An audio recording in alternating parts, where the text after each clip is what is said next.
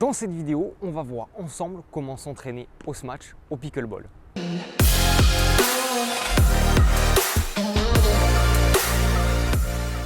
Le smash, c'est un coup qui n'est pas facile à réaliser au pickleball et la particularité, c'est qu'il n'en arrive pas toutes les 5 minutes dans une partie normale de pickleball.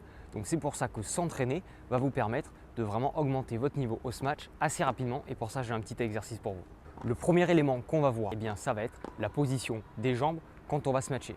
Erreur à ne surtout pas faire et qu'on a toujours tendance à faire quand on smatch, c'est de smatcher en reculant. Pourquoi? Parce qu'on n'est pas stable, on est en mouvement et quand on essaye de frapper en reculant, notre énergie part vers l'arrière et donc on ne la met plus dans la balle. Et là, généralement, c'est un gros problème puisque la balle va souvent finir dans le filet. Si quand vous smatchez, pensez bien que la priorité, ce n'est pas de frapper super fort, c'est surtout de renvoyer la balle dans le terrain adverse. Quand l'adversaire va lever un petit peu la balle, il va vous suffire en fait de faire un smash qui est assez bon pour pouvoir le renvoyer dans le terrain adverse. Et si vous faites ça, vous avez déjà un gros avantage.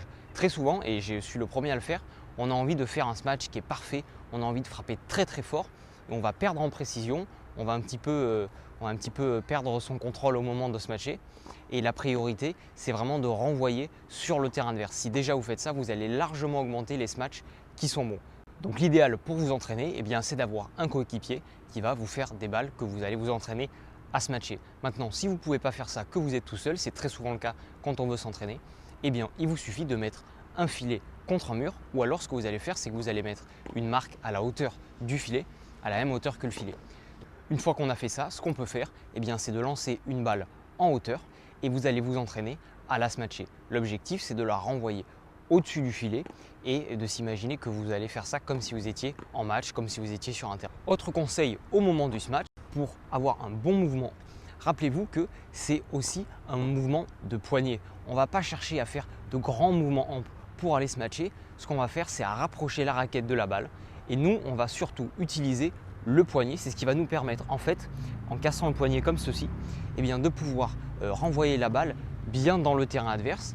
Donc un bon smash, c'est utiliser son poignet. Vous allez voir, faites-le en match, je vous invite à essayer. Vous allez améliorer vos smatchs. Voilà, maintenant vous savez jouer.